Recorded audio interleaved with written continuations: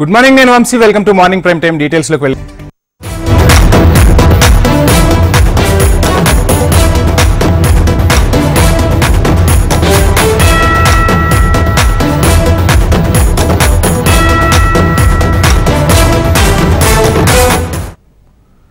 Delhi liquor కేసులో కవిత బెయిల్పై నేడే తీర్పు వెలువడనుంది. ఈడీ సిబిఐ కేసుల్లో బెయిల్ కోసం ట్రయల్ కోర్టును ఆశ్రయించారు కవిత. ఈడీ సిబిఐ రెండు కేసుల్లోనూ వాదనలు ముగిశాయి. ఇవాళ కవిత బెయిల్పై తీర్పు వెలువరించనున్నారు Rouse Avenue special court judge Kaveri Baweja.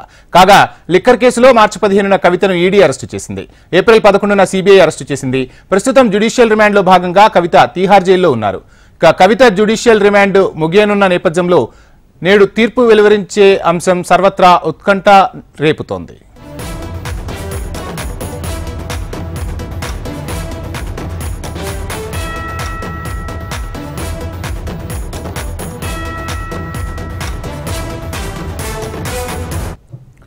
Delhi liquor కేసులో కవిత బెయిల్పై నేడు తీర్పు వెలువడనుంది. ఈడీ సిబిఐ కేసుల్లో బెయిల్ కోసం ట్రయల్ కోర్టును ఆశ్రయించారు కవిత.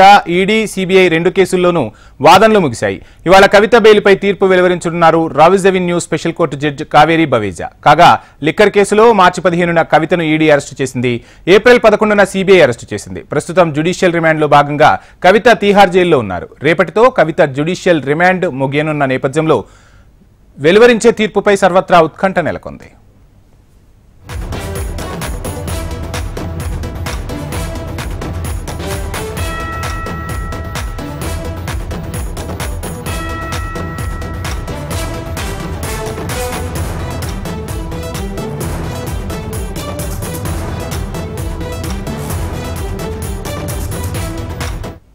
బ్రేకింగ్ చూస్తున్నాం. ఢిల్లీ లిక్కర్ కేసులో కవిత బెయిల్పై నేడే తీర్పు వెలువడనుంది. ఈడీ సిబిఐ కేసుల్లో బెయిల్ కోసం ట్రయల్ కోర్టును ఆశ్రయించారు కవిత. ఈడీ సిబిఐ రెండు కేసుల్లోనూ వాదనలు ముగిశాయి.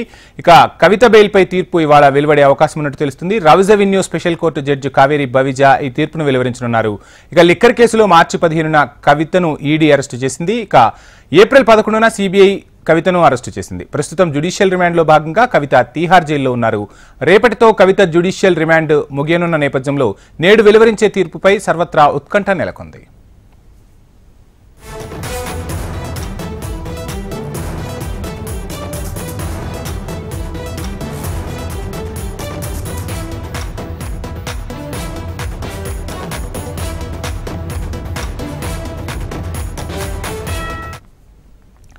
ఇక కవిత బెయిల్ పిటిషన్, అదేవిధంగా ఈ రోజు తీర్పుకు సంబంధించి పూర్తి వివరాలు మా ఢిల్లీ ప్రతినిధి శిరీష్ అందిస్తారు. శిరీష్.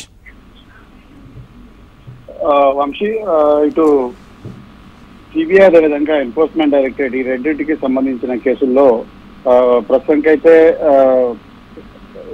కవితకు సంబంధించి బెయిల్ పిటిషన్ అనేది కూడా దాఖలైంది. అయితే బెయిల్ పిటిషన్ పైన సుదీర్ఘంగా విచారణ అనేది కూడా జరిగింది.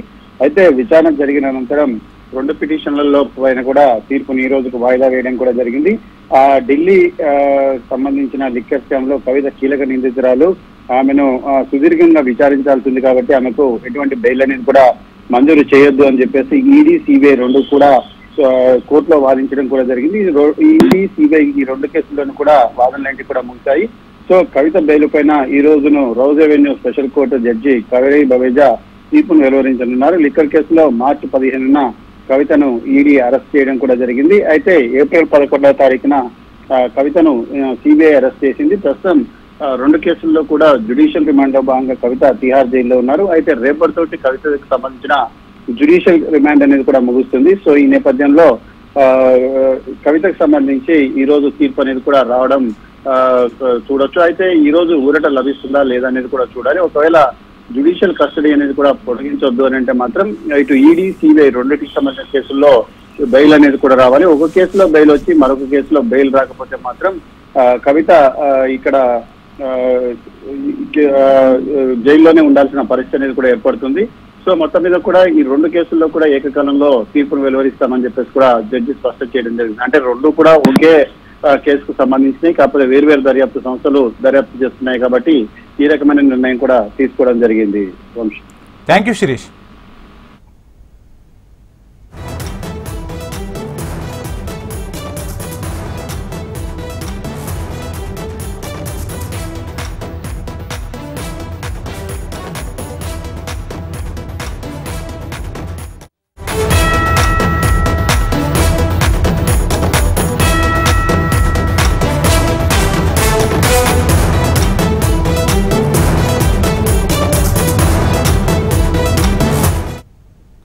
తెలుగు రాష్ట్రాలపై జాతీయ పార్టీలు ప్రధానంగా దృష్టి సారించాయి. ఎన్నికల నేపథ్యంలో ఇవాళ ప్రధాని మోడీ విశాఖ, రాజమండ్రిలో పర్యటించనున్నారు. కూటమి అభ్యర్థుల తరపున ప్రచారాన్ని హోరెత్తించనున్నారు. బీజేపీ బహిరంగ సభకు హాజరు కానున్నారు. ఈ సభలలో చంద్రబాబు, పవన్ కళ్యాణ్ కూడా పాల్గొంటారు.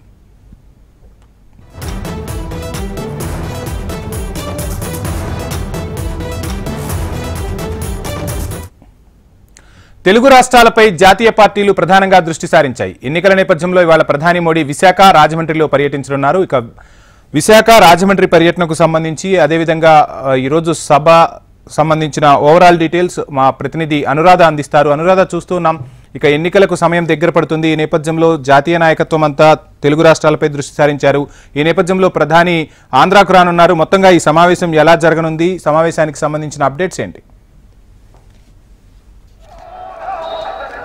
ప్రధాని నరేంద్ర మోడీ ఈ రోజు ఏపీలో రాజమండ్రి, వేమగిరి దగ్గర అలాగే విశాఖ, ఉమ్మడి విశాఖ జిల్లా అనకాపల్లి దగ్గర జరగనున్న బహిరంగ సభల్లో పాల్గొనున్నారు. ముఖ్యంగా ప్రధాని వస్తున్న నేపథ్యంలో ఇక్కడ మొత్తం కూటమి అభ్యర్థులతో పాటు రాజకీయంగా చాలా ప్రాధాన్యత సంతరించుకుందనే చెప్పాలి. ఎందుకంటే ప్రధాని ప్రసంగాలు ఎలా ఉండబోతున్నాయి, అలాగే ప్రధాని ఏ అంశాలని టార్గెట్ చేయబోతున్నారు అనేది చాలా ఉత్కంఠంగా మారుతుంది. ముఖ్యంగా ముందు ఆయన మధ్యాహ్నం రాజమండ్రి దగ్గర, వేమగిరి దగ్గర నిర్వహించనున్న సభకి ఆయన హాజరవుతారు. ఆ తర్వాత తదనంతరం విశాఖ ఎయిర్పోర్ట్ కి చేరుకుంటారు. ఎయిర్పోర్ట్ నుంచి ఆయన నేరుగా హెలికాప్టర్ ద్వారా అనకాపల్లి దగ్గర జరగనున్న సభకి అటెండ్ అవుతారు. సాయంత్రం ఈ సభలో ఆయన చాలా కీలకమైన ప్రసంగం చేసే అవకాశం ఉందని చెప్తూ ఉన్నారు. ముఖ్యంగా అక్కడ ఏదైతే రాజమండ్రి దగ్గర లోకేష్ అక్కడ ప్రధానితో పాటు ఆ సభలో పాల్గొని ఉంటారు. ఇక్కడ చంద్రబాబు నాయుడు, పవన్ కళ్యాణ్ విశాఖ, అనకాపల్లి దగ్గర జరిగే సభలో పాల్గొంటున్నారు. మొత్తానికి చూసుకుంటే కనుక అక్కడ రాజమండ్రిలో కూడా చంద్రబాబు నాయుడు పాల్గొనాల్సి ఉన్నప్పటికీ కూడా ప్రధాని పర్యటించనున్న నేపథ్యంలో హెలికాప్టర్ ద్వారా పర్యటించనున్న నేపథ్యంలో సేమ్ టైం ఇద్దరికి విమాన ఆంక్షలు ఉన్న నేపథ్యంలో ఇక్కడికి ముందస్తుగానే చంద్రబాబు నాయుడు విశాఖ చేరుకుంటారు. ఇక్కడ జరగనున్న సభలో మొత్తం చంద్రబాబు, పవన్, ప్రధాని నరేంద్ర మోడీ ఈ సభా వేదిక ద్వారా కీలకమైన ప్రసంగాలు చేసే అవకాశం ఉన్న నేపథ్యంలో చాలా ఉత్కంఠంగా ఈ సభా వేదిక ద్వారా జరిగే ప్రసంగం కొనసాగే అవకాశం ఉంది. ఇందుకోసం ఇప్పటికే భారీగా ఏర్పాట్లు చేశారు. ప్రధాని ఎన్నికల మూడ్లో, అంటే దాదాపుగా ఎన్నికల దగ్గరగా సమయంలో ప్రధాని వస్తున్న నేపథ్యంలో కూటమి అభ్యర్థుల నుంచి వీళ్ళంతా కూడా ఒక కీలకమైన ప్రసంగం చేసే నేపథ్యంలో ఎలాంటి పరిణామాలు రాజకీయంగా ఉండే అవకాశం ఉంది అన్నది విస్తృతమైన చర్చ అయితే నడుస్తుంది. ప్రధాని సభకి సంబంధించి దాదాపుగా 2 లక్షల మంది ప్రజలు ఈ సభని వీక్షించే విధంగా ఏర్పాట్లు అయితే మాత్రం చేస్తూ ఉన్నారు. అలాగే ప్రధానితో పాటు దాదాపుగా మొత్తం ఇటు ఏదైతే ఉమ్మడి అభ్యర్థులు ఎవరైతే ఉన్నారో, అసెంబ్లీ అభ్యర్థులు కానీ, పార్లమెంట్ అభ్యర్థులు కానీ అందరితో కలిపి 34 మంది ఆ సభా వేదిక మీద ఆసీనులు అయ్యే విధంగా ఆ సభా వేదికనైతే ఇక్కడ రెడీ చేయడం జరిగింది. మరోవైపు చూస్తే కనుక ప్రధాని నరేంద్ర మోడీ పర్యటన అలాగే ఇతర ప్రముఖుల పర్యటనలో ఉన్న నేపథ్యంలో వీవీవీఐపీ షెడ్యూల్ ఉన్న నేపథ్యంలో పూర్తిగా ట్రాఫిక్ మళ్లింపులను కూడా విశాఖపట్నంలో చేశారు. అత్యంత భద్రతా ఏర్పాట్లను కూడా ఏర్పాటు చేయడం జరిగింది. అనకాపల్లి హైవే నుంచి ఆ సభా ప్రాంగణం అంతటినీ కూడా ఇప్పటికే సెంట్రల్ సెక్యూరిటీ విభాగం అంతా కూడా వాళ్ళ అధీనంలోకి తీసుకోవడం జరిగింది. ముఖ్యంగా రాజకీయంగా చాలా కీలకమైన పరిణామం ఇదని చెప్పాలి. ఎందుకంటే జాతీయ పార్టీలో నేతలతో పాటు ప్రధాని నరేంద్ర మోడీ అలాగే ఇక్కడ రాష్ట్రంలో చూసుకుంటే కనుక చాలా కీలకమైన నేతలుగా ఉన్న కూటమి నుంచి కీలకమైన నేతలుగా ఉన్న చంద్రబాబు, పవన్ కూడా ఈ సభా వేదిక ద్వారా ప్రసంగిస్తారు. కాబట్టి అక్కడ రాజమండ్రిలో కానీ, ఇక్కడ విశాఖపట్నం, అనకాపల్లి జిల్లాలో కానీ ఎలాంటి కీలకమైన రాజకీయ ప్రసంగాలు జరిగే అవకాశం ఉంది, అలాగే ఎన్నికల నేపథ్యంలో ఇవి ఎలాంటి ప్రభావితాన్ని చూపించే అవకాశం ఉంది అనేది చాలా చర్చ నడుస్తూ ఉంది. ఈ నేపథ్యంలో ఈ 2 సభలు కూడా చాలా కీలకమైన అంశాలుగా ఏపీలో మనం చెప్పుకోవచ్చు. ఏపీ వ్యాప్తంగా కూడా ఈ రోజు ప్రధాని సభ మీద చాలా అటెన్షన్ ఉంది రాజకీయ రంగంలో ఉన్న వాళ్ళందరికీ కూడా. మరి చూడాలి ఎలాంటి ప్రసంగాలు కొనసాగుతాయి, ఈ సభా వేదిక ద్వారా ఇచ్చే మెసేజెస్ ఎలాంటి ఎన్నికల పరిణామాలను చోటు చేసే అవకాశం ఉంటుంది అనేది చాలా ఉత్కంఠంగా అయితే మాత్రం ఉంది. మొత్తానికి ఏదైనా 3:45 ప్రాంతానికల్లా ఏపీకి ప్రధాని వస్తారు. అక్కడ రాజమండ్రి సభలో పాల్గొన్న తర్వాత 4:30 ప్రాంతంకి విశాఖపట్నం చేరుకుని ఇక్కడ సభలో ఆయన ప్రసంగించనున్నారు. Thank you Anuradha. ఆర్మూర్ నియోజకవర్గం అంకాపూర్లో నిజామాబాద్ బీజేపీ ఎంపీ అభ్యర్థి ధర్మపురి అరవింద్ ఛాయ్ పే చర్చ కార్యక్రమంలో పాల్గొన్నారు. ప్రస్తుతం ఆయన మాట్లాడుతున్నారు. లైవ్ లో చూద్దాం. బాజాప్తా ప్రశ్నిస్తాడు. ఎందుకు ప్రశ్నించాడు అండి? బాజాప్తా ప్రశ్నిస్తాడు. ఇక్కడ ఉన్న కాంగ్రెస్ నాయకులకి వాళ్ళకి అవగాహన ఉండాలి. ఈయన 35,000 కొడంగల్ ఎట్లా తీసుకుపోతాడు, ఇల్లు నాకు 3,000 ఎట్లిస్తాడు అని ఆయన బాధ చెప్తున్నాడు.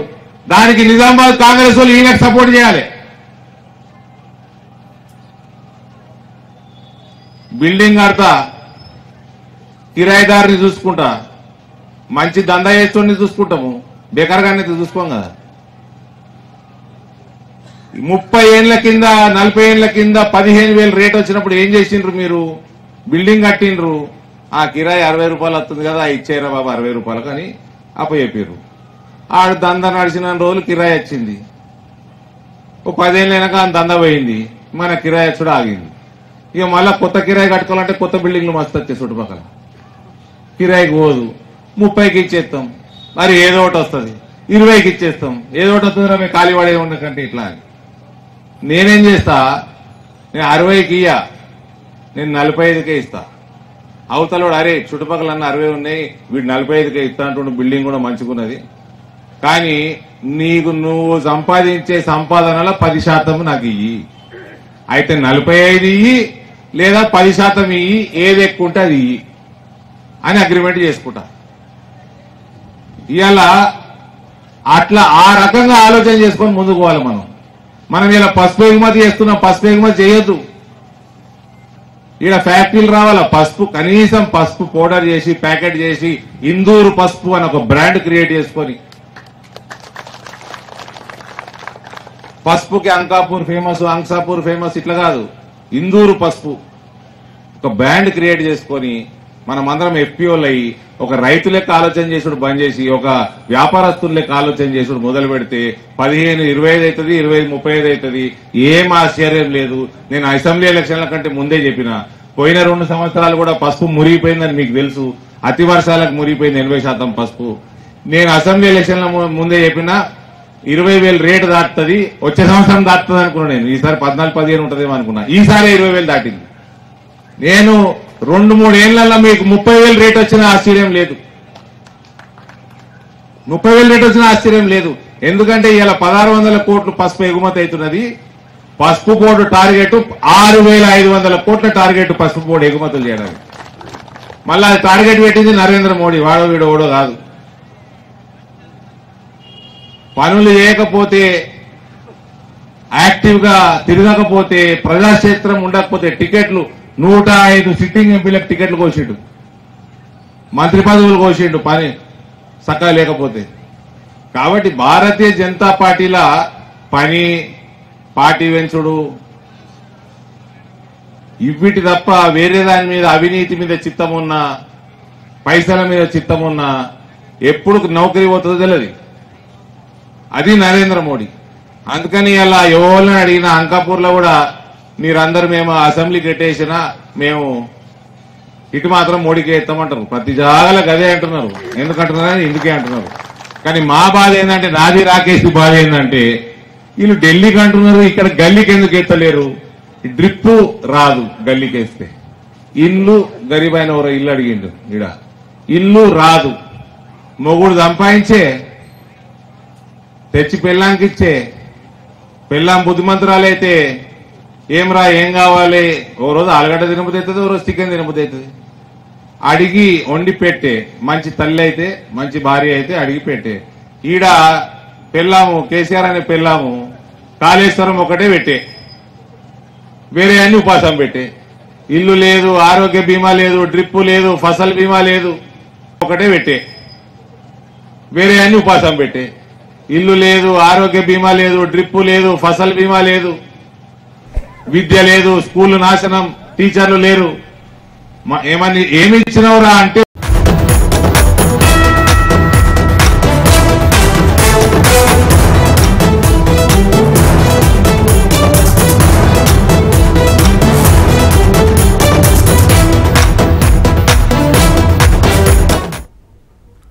బ్రేకింగ్ చూస్తున్నాం. ఎన్నికలు సమీపిస్తుండటంతో ప్రచార పర్యటనలో సీఎం జగన్ దూకుడు పెంచారు. అధికారమే లక్ష్యంగా చేపట్టిన మేమంతా సిద్ధం సభలతో జోరు పెంచిన జగన్ తాజాగా ఒకే రోజు 3 లోక్సభ నియోజకవర్గాల్లో ప్రచారాలు నిర్వహిస్తూ క్యాడర్లో జోష్ పెంచుతున్నారు. ఇందులో భాగంగా ఈ రోజు బాపట్ల, నర్సరావుపేట, మచిలీపట్నం లోక్సభ నియోజకవర్గాల్లో ప్రచార సభలు, రోడ్ షోలు నిర్వహించనున్నారు జగన్.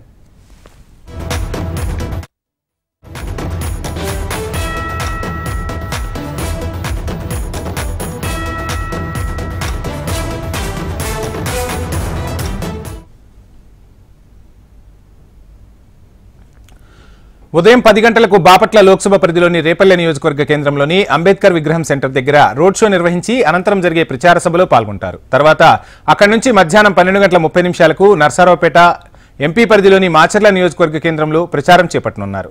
అనంతరం భోజన విరామం తర్వాత మధ్యాహ్నం 3 గంటలకు మచిలీపట్నం పార్లమెంటు పరిధిలోని మచిలీపట్నం టౌన్ వల్లూరి రాజా సెంటర్లో జరిగే ప్రచార సభలో పాల్గొంటారు జగన్.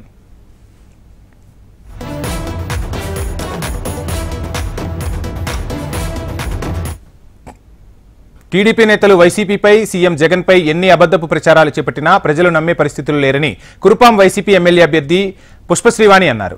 ఎన్నికల ప్రచారంలో భాగంగా పార్వతీపురం మన్యం జిల్లా గురుగుబిల్లి మండలంలో ఎన్నికల ప్రచారం నిర్వహించారు. బ్రిటిష్ వారి కాలంలో జరిగిన భూ సర్వే మళ్లీ ఇప్పుడు రీసర్వే చేస్తూ ప్రతి ఒక్కరికి భూమి మీద హక్కులు కల్పిస్తుంటే దాని మీద టీడీపీ వాళ్లు బురద జల్లుతున్నారని మండిపడ్డారు. ఎలక్షన్ సమయంలో చంద్రబాబు అబద్ధపు ప్రచారాలు చేయడం పరిపాటినని పుష్పశ్రీవాణి విమర్శించారు.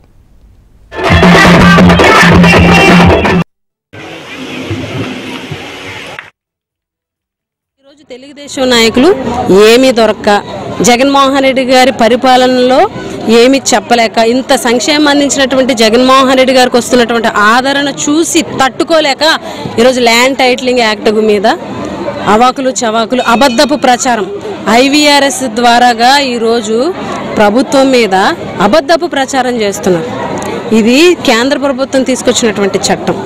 ఇది 100 సంవత్సరాల క్రితం జరిగినటువంటి బ్రిటిష్ వాళ్ళు ఉన్నప్పుడు జరిగినటువంటి సర్వే మళ్ళీ ఈరోజు జగన్మోహన్ రెడ్డి గారు పెద్ద ఎత్తున ఈరోజు రీసర్వే చేసి ప్రతి ఒక్కరి భూమి మీద వాళ్ళకు ఎక్కడైతే భూమి ఒక దగ్గర, పట్టా ఒక దగ్గర, సర్వే వాళ్ళు చూపించిన ప్లేస్ ఒక దగ్గర, ఇలా డిస్టర్బెన్స్గా ఉన్నటువంటి భూములన్నిటినీ కూడా రీసర్వే చేసి ప్రతి ఒక్కరి భూమి మీద కూడా వాళ్ళకి హక్కు కల్పించేటువంటి గొప్ప కార్యక్రమం ల్యాండ్ టైటిలింగ్ యాక్ట్ అనేది. దాని మీద ఈరోజు బురద జల్లుతూ అవాస్తవాలు ప్రచారం చేస్తూ ప్రజలలో ఒక భ్రమ కలిగించేటువంటి ప్రయత్నం చేస్తున్నారు. కానీ జగన్మోహన్ రెడ్డి గారి ఆలోచనల్ని, జగన్మోహన్ రెడ్డి గారి యొక్క సంక్షేమాన్ని చూసినటువంటి ప్రజలు చంద్రబాబు నాయుడు గారు కానీ తెలుగుదేశం నాయకులు కానీ చెప్పేటువంటి అబద్ధపు ప్రచారాన్ని నమ్మేటువంటి పరిస్థితిలో లేరు. ఒక అభూత కల్పన ఎలక్షన్ వచ్చిందంటే ఒక అబద్ధపు ప్రచారం చేయడం వాళ్ళకి ఎప్పుడు కూడా అలవాటే. ఎలక్షన్ అప్పుడే కాదు, ఎప్పుడు అబద్ధపు ప్రచారాలతోటే కాలం గడుపుతారు. అవే అబద్ధాలతోటి ఈరోజు ప్రజలను నమ్మించి ఓట్ల రూపంలో మలుచుకుందామని చెప్పేసి అబద్ధాలని చేసేటువంటి ప్రయత్నాన్ని రాబోయే రోజుల్లో ఆంధ్ర రాష్ట్ర ప్రజలు ఓటుతో బుద్ధి చెప్పబోతున్నారని కూడా ఈ సందర్భంగా తెలియజేస్తారు. చీరాల నియోజకవర్గంలో కాంగ్రెస్ పార్టీ అభ్యర్థి మాజీ శాసనసభ్యులు ఆమంచి కృష్ణమోహన్ ప్రచారంలో దూసుకుపోతున్నారు. స్థానిక చీరాలపట్నంలోని వార్డుల్లో ఇంటింటికి ప్రచారం నిర్వహించారు. చీరాలలో గతంలో జరిగిన అభివృద్ధి గురించి చెబుతూ రాబోయే 5 ఏళ్లలో అభివృద్ధి ప్రణాళికలు వివరించారు. చీరాలలో అరాచక పాలన కొనసాగుతుందని, అవినీతి ఆక్రమణలతో ప్రజలు భయభ్రాంతులకు గురవుతున్నారని అన్నారు. ఈ నెల 13న జరగనున్న సార్వత్రిక ఎన్నికల్లో ప్రజలు కాంగ్రెస్ పార్టీకి ఓటు వేసి గెలిపించాలని ఆమంచి కృష్ణమోహన్ పిలుపునిచ్చారు.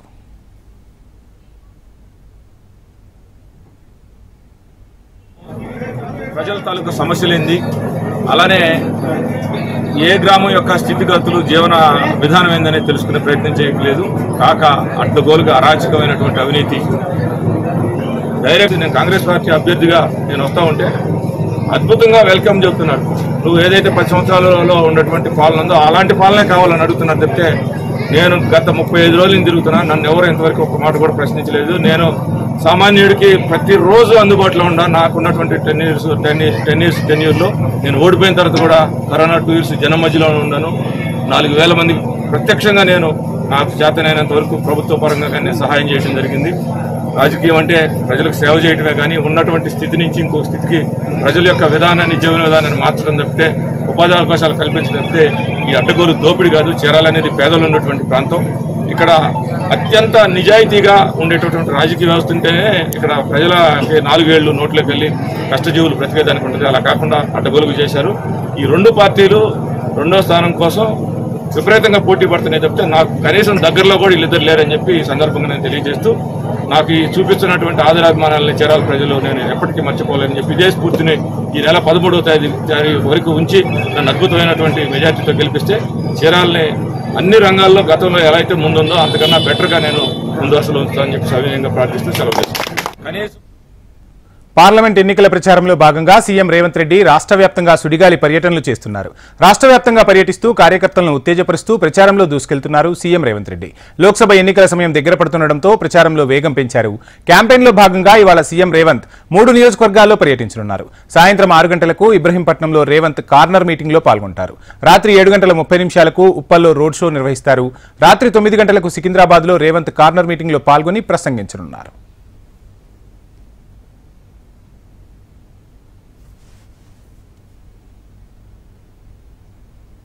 ఎన్నికల ప్రచారంలో గులాబీ బాస్ వరుస కార్నర్ మీటింగ్లతో కార్యకర్తల్లో జోష్ నింపుతున్నారు. ఎన్నికలు సమీపిస్తుండటంతో కేసీఆర్ ప్రచారాన్ని ఉధృతం చేశారు.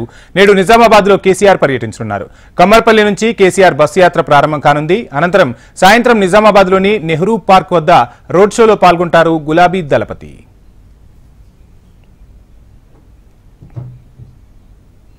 ఇవి ఇప్పటివరకు ఉన్న మార్నింగ్ ప్రైమ్ టైం అప్డేట్స్. చూస్తూనే ఉండండి హెచ్ఎం టీవీ. వార్త ఆగదు, నిజం